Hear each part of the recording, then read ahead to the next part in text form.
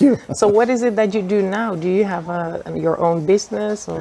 I have my own business. Sounds too big. Okay. I consult especially foreign people and companies on what to do and what not to do when you come to Ghana. Okay. Okay. Also from a personal level, like simple things like how are the schools, what hospital, healthcare, dental, the day-to-day things that people should consider when they're coming. Yeah. But also human resources, basic management, the ins and outs of legalities, how to set up companies. I've done that so many times. Yeah. That I've even done interim management for companies that were one of the last ones I just finished was set up 7 years ago and never made a profit for 7 years. Wow. And the owners were friends of mine, and they lived abroad. Okay. And they said, "Yeah, we don't know what's going on. Can you go and check it out?" So they gave me I think initially a 3-month contract to go and do a due diligence, find out what's going on. Yeah. Within about a week, I said, "Hey, guys, this is exactly what's wrong, and you don't have to pay me for the rest because this is just too easy."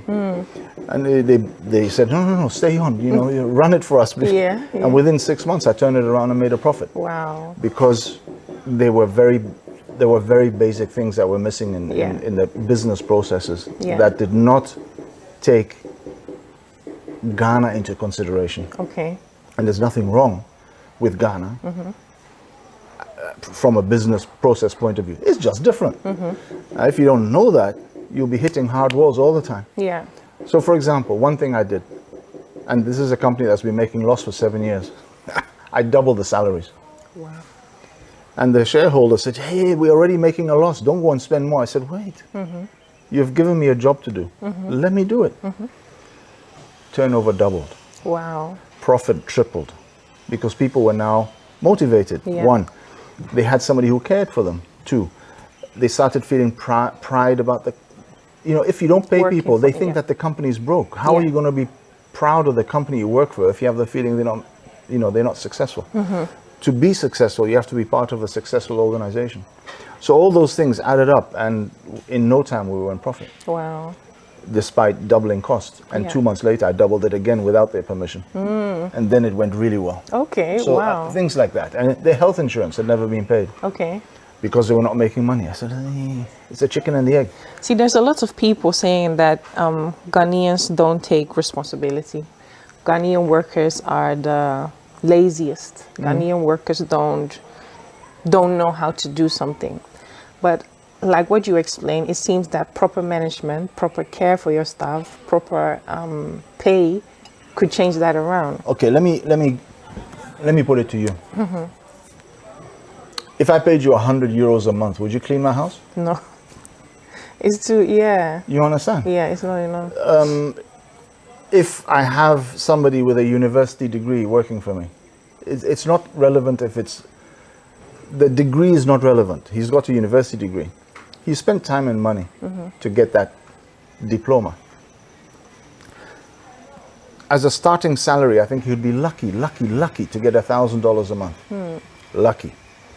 What does a university degree holder in Holland get? Much more. Give me a figure. I think you start at 2. You start at 2. Yeah. So now you're expecting somebody to do the work for 2 people for half the salary is basically what it is. Yeah, that is not So fair. 1 is motivation, but not motivation alone. 2 is relevant training. Relevant training. When I worked for UPS in Switzerland, I was hired as a trainee. I had 6 weeks of orientation, 6 weeks of training, where I was not productive at all. I was actually costing resources for the organization, but that's what they invested in me. 6 weeks of basic orientation, and then I had other courses I had to do in between my work. If you don't give adequate, relevant training, and then you don't back that up with proper motivation, which is not only money, but for example, health insurance, transport allowance, things that are not normal in Europe, but are very normal here, especially if you're paying them half the salary, then you have to give them. If you've got an employee who has to worry about how to pay hospital bills, how to pay school fees, how to pay the next meal, how do you expect him to now be working for you enthusiastically and with focus. Very fair, yeah. So, and of course, if you have the wrong person and you give him 10,000 euros a month, it still won't work. So first you have to know how to choose the right human resource. Then you have to make sure that the right human resource is capable of the job that you want him to do and capable of learning what you want to train him. And then adequate reward. I mean, a friend of mine told me once, we pay roughly 1/4 to 1/5 for professionals of what we would pay in Europe. Why would you expect the same performance if you're paying 1/5? Basically, you should either get 5 people to do that job, and if you look at the practicalities, when they say he's lazy, no, he's working adequate to what you're paying. True. And we also know one of the comments you just made is how fast your money finishes here. Ghana is expensive. Very. And you're paying so much less. Yeah. I mean, it's tough. Yeah, yeah. And then you have workers who have to pay 1 or 2 years rent in advance. So he has to take a loan. Yeah. That's another thing that is very unknown in Holland, to get a company loan. But in Ghana, it's standard. You have to be able to give loans and then take it off the salaries every month. Yeah, okay. There's a lot of knowledge there, I take Well, it. yes, and when I started doing consultancies, you see, when you know something, like you know how to breathe in and breathe out, so you don't even think about it, you do it subconsciously. I was doing all those things subconsciously. But when I started doing the consultancy, I realized, oh, that's the missing link.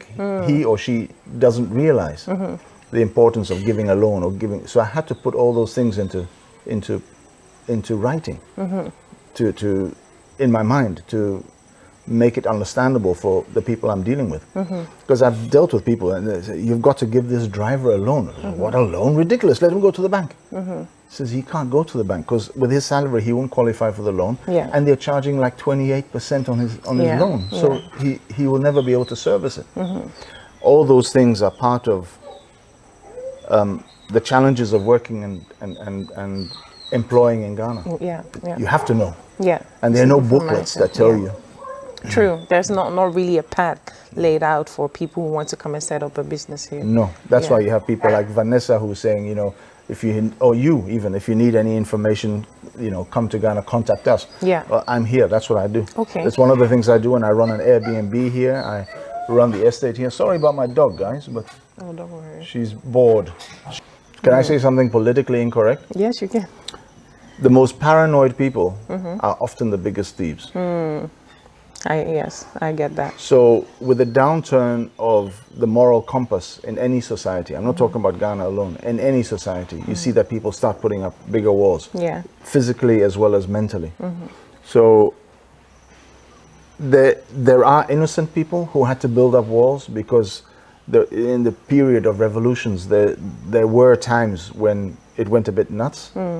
But for my father, for example, he lived in a compound like this, and throughout the 60s and 70s and throughout the revolutions that we had, he never had an issue. It's also because he was working for the university.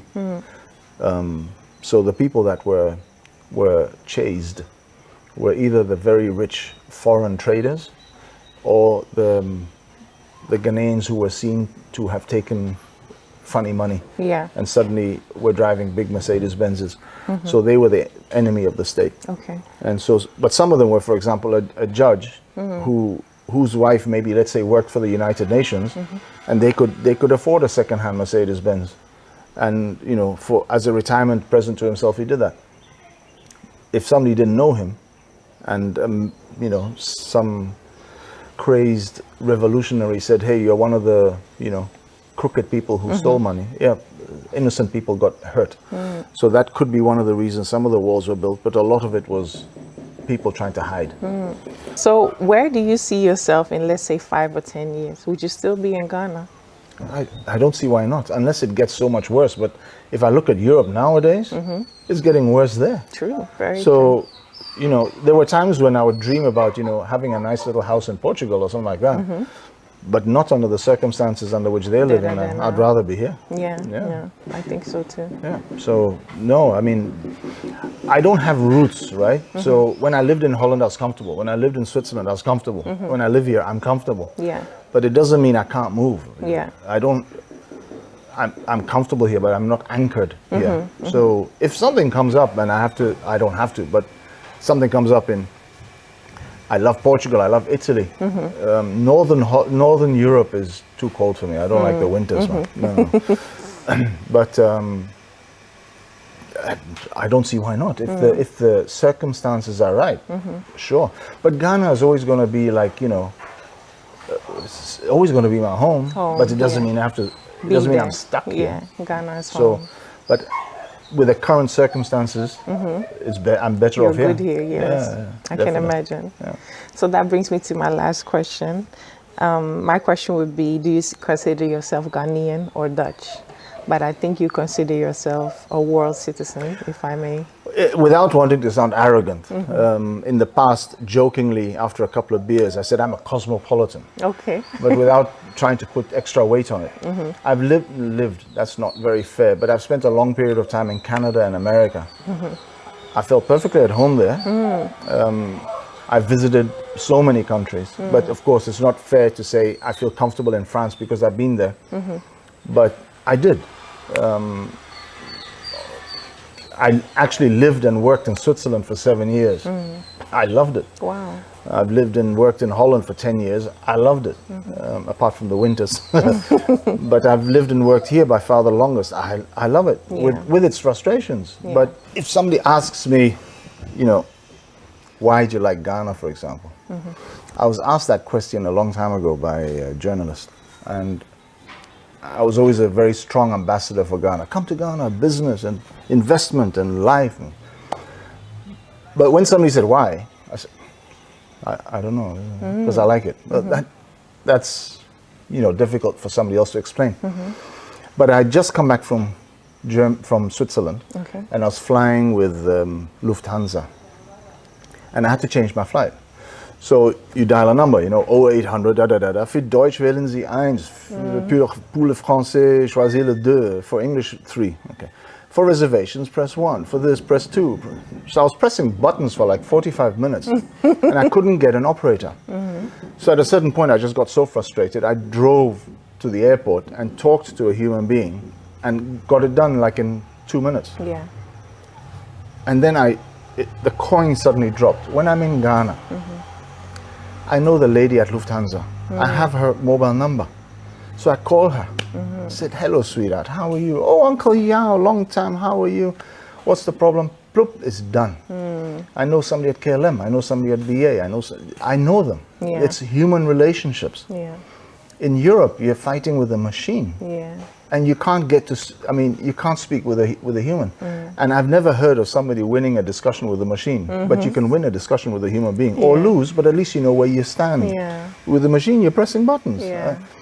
It's not my life. You can call me old-fashioned, but I think human interaction is necessary. Very vital part of living. That is beautiful. Yeah. Yeah. That is beautiful the way you put it. Yeah. Thank you. So that made sense for me. Here, you have your frustrations, but they are on a human level.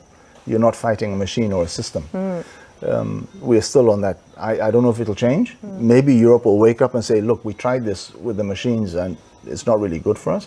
When I go back to Europe now and I sit on a train or a tram or something like that, everybody's like this. And when I say, hey, good morning, they look at me like I'm crazy. Like, oh, what sickness does he have? Yeah. And that I find a pity. I grew up, in town, everywhere in town. Hey, good morning. Oh, good afternoon. How are you? I think it's nice. It is. Yeah. I think that's also something I will miss the most about Ghana. Yeah. The human interaction and the feel. Yeah. Because even if it is frustrating, you can sit down and talk. Yes. And say, hey, we have a problem. Yeah. How are we going to fix it? Yeah. And in Europe, it's all automated now.